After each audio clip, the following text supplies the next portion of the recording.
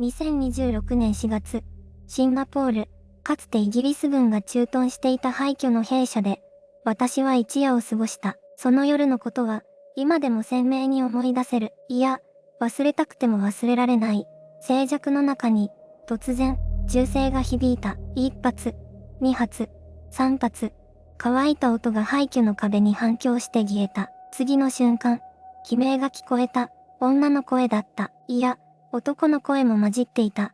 複数の、確かな、人の声だった。しかし、その場所には私一人しかいなかった。ここはかつて、第二次世界大戦中、日本軍の捕虜収容所として使われた場所だ。数えきれないほどの命が、この壁の中で奪われた。処刑場として使われた建物が、今も当時のまま廃墟として残っている。私はその建物の奥深くへと踏み込んだ。カメラを構え、一歩、また一歩、足音だけが廊下に響く。その時だった。首に何かが巻きついた。冷たかった。人の手の形をしていた。指の一本一本が、はっきりと首の皮膚に食い込んできた。振り返っても、誰もいない。逃げようとしても、足が動かなかった。まるで過去そのものが、私をこの場所に引きずり込もうとしているようだった。そしてその夜、私が撮影した映像を後から確認したとき、背景に無数の顔が浮かんでいることに気がついた。これは、作り話ではない。では、その夜、私がどんな日常からこの場所へとたどり着いたのか、まずは、そこから話させてほしい。私は、特別な人間ではない。東京で生まれ、今はシンガポールに住む。ごく普通のフリーランスライターだ。趣味は夜の街を歩き回ること、廃墟や古い建物を撮影し、その場所に残る空気を記録することが、私の小さな生きがいだった。2026年4月のある夜、その日は朝から何もない。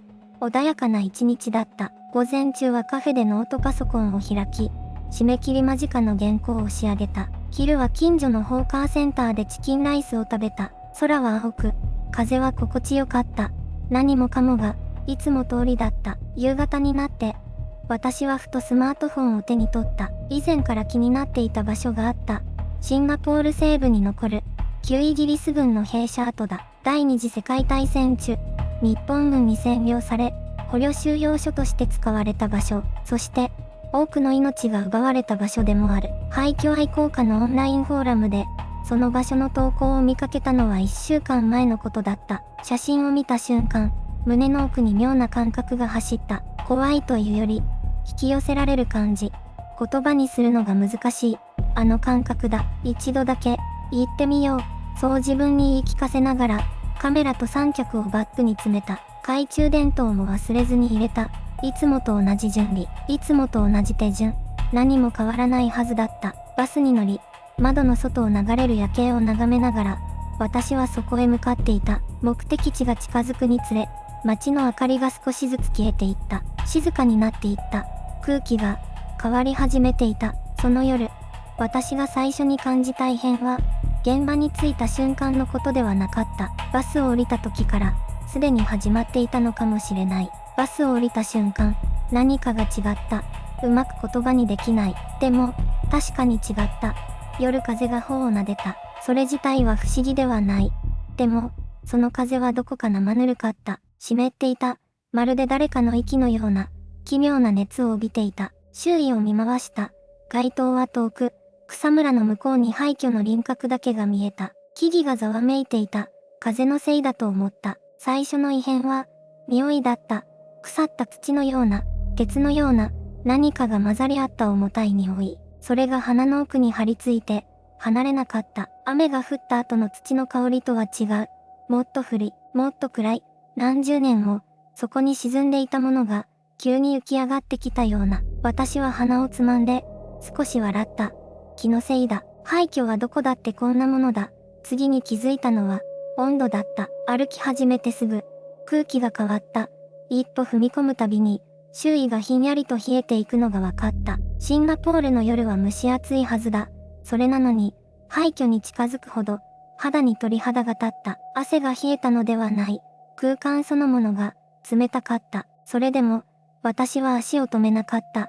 機材のチェックをしながら、ゆっくりと正面に進んだ。建物の入り口が見えた。かつてイギリス軍が駐屯し、そして日本軍の支配下で無数の命が消えた場所。今は誰も住んでいない。誰も来ない。来てはいけないような、そんな空気が漂っていた。カメラのレンズ越しに、暗闇を覗いた。何も映っていないように見えた。そう、その時は、そう思っていた。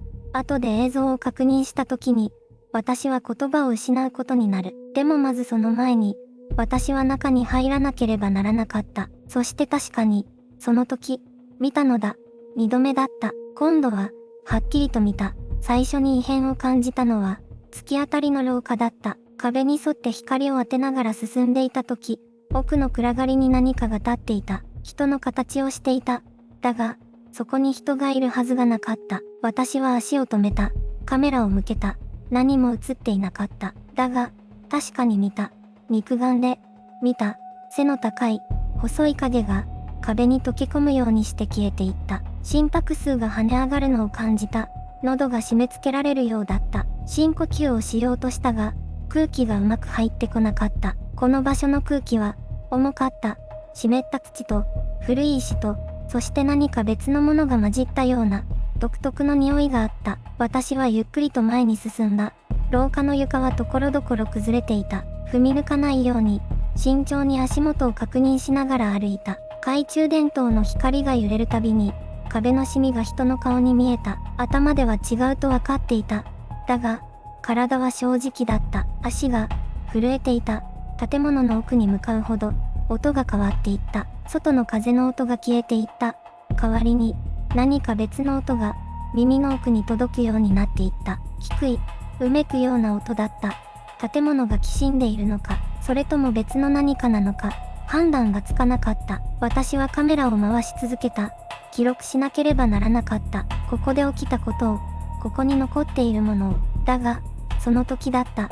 首の後ろに、冷たいものが触れた気がした。気のせいだと思った。そう、最初は気のせいだと思った。建物の奥から漂う冷気が、首筋を撫でただけだと、古い廃墟には、そういった冷たい空気の流れがある。それだけのことだと、私はカメラを前に向け直した。だが、足が止まった。暗闇の奥に、何かがあった。正確に言えば、何かが、こちらを見ていた。カメラのモニターに映し出された映像の中に、白っぽい輪郭があった。人の形をしていた。壁に寄りかかるように、ただそこに立っていた。私は息を止めた。動けなかった。その輪郭が、ゆっくりとこちらを向いた。目が、あった。暗闇の中なのに、はっきりとわかった。目が、合っていた。その瞬間、耳の奥で音がした。人の声だった。低く、かすれた声だった。だが、確かに言葉だった。私の名前だった。ここに来て初めて誰にも教えていない。この廃墟に来ることを知っているのは、自分だけのはずだった。なのに、その声は、確かに私の名前を呼んだ。体の震えが止まらなかった。逃げなければならなかった。そう思った。だが、首の後ろに、また冷たいものが触れた。今度は違った。指の形が、わかった。1本、2本、3本。確かに、指が、私の首に巻きついていた。声が、もう一度聞こえた。今度は、もっと近くで、耳のすぐそばで、私の名前が呼ばれた。その声には、怒りがあった。悲しみがあった。そして、何十年もの間、誰かを待ち続けた者だけが持つ。あの重さがあった。私は、もう一歩も動けなかった。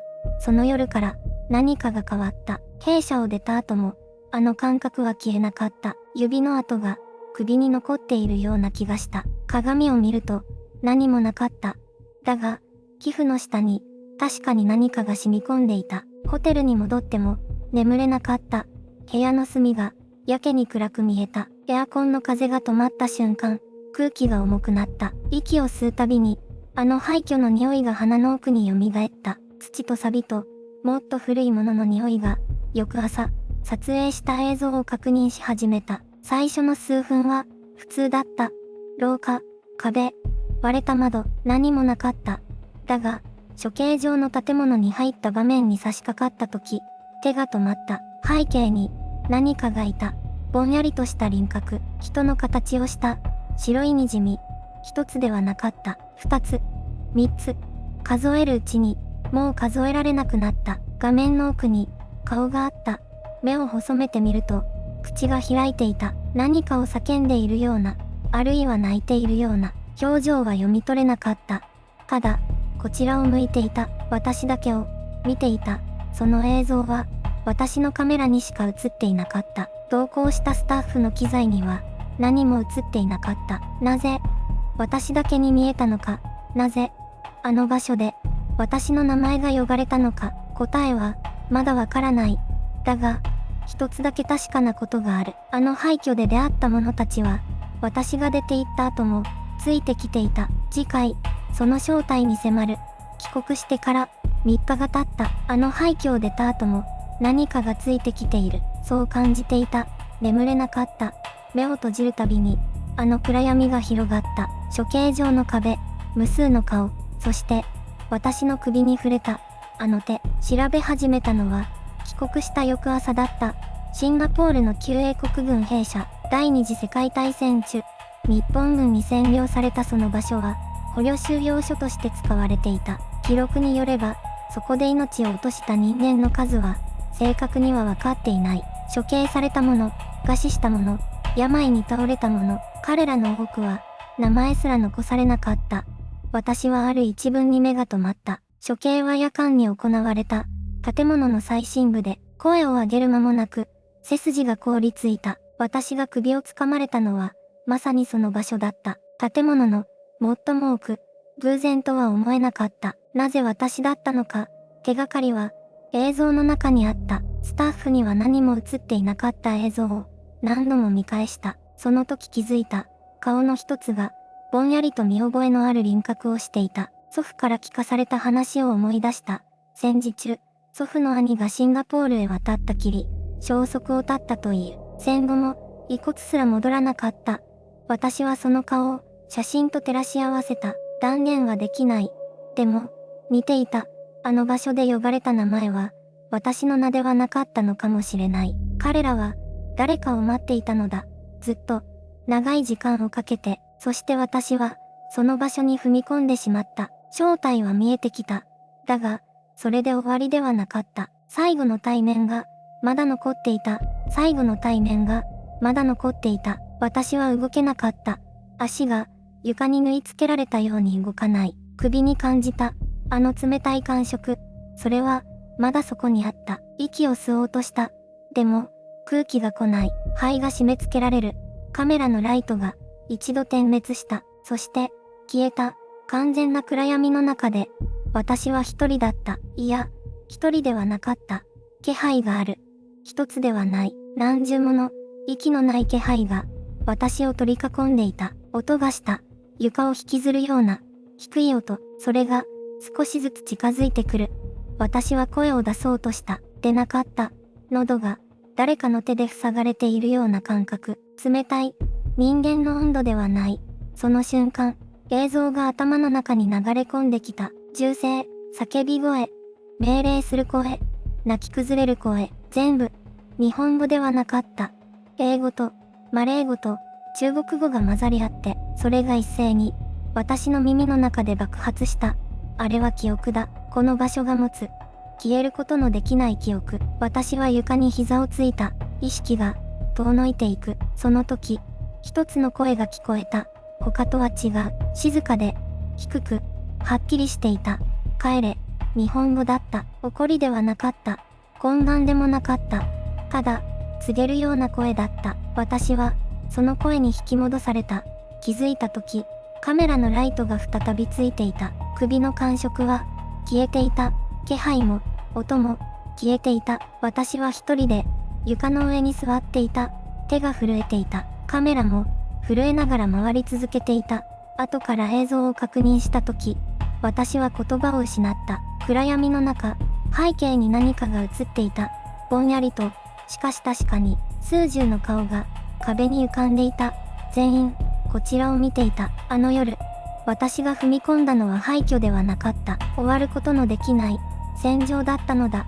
この話には、まだ続きがある。あの場所を出た後、私の身に何が起きたのか、それは、次で話す。あの夜から、何かが変わった。場所を出たのは、夜明け前だった。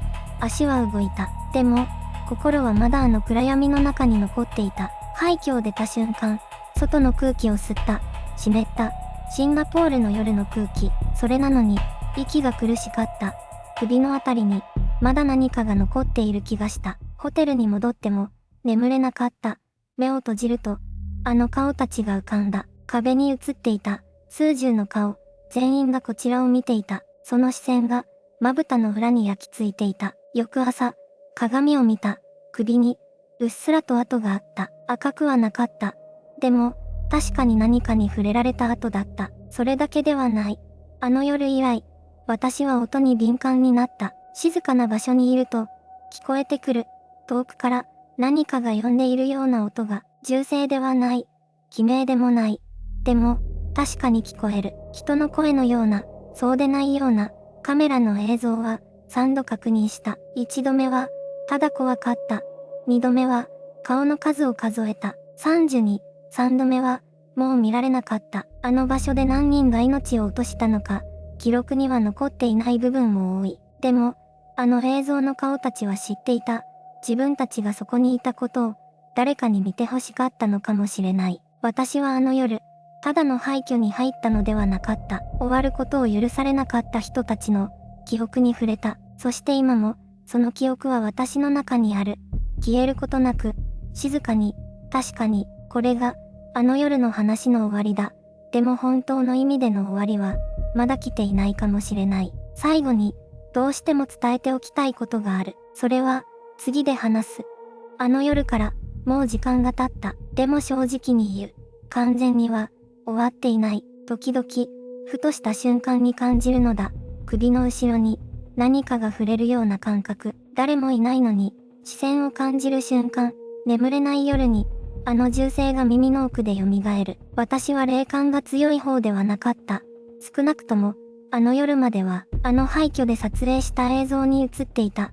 無数の顔たち。彼らは今も、あの場所にいるのだろうか。それとも、私についてきたのだろうか。答えは、わからない。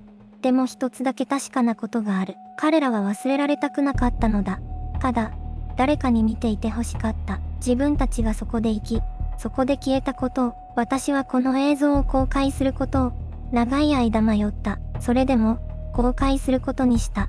あなたにも、見て欲しかったから、この話はここで終わる。でも、私の中では続いている。静かに、確かに、今もずっと。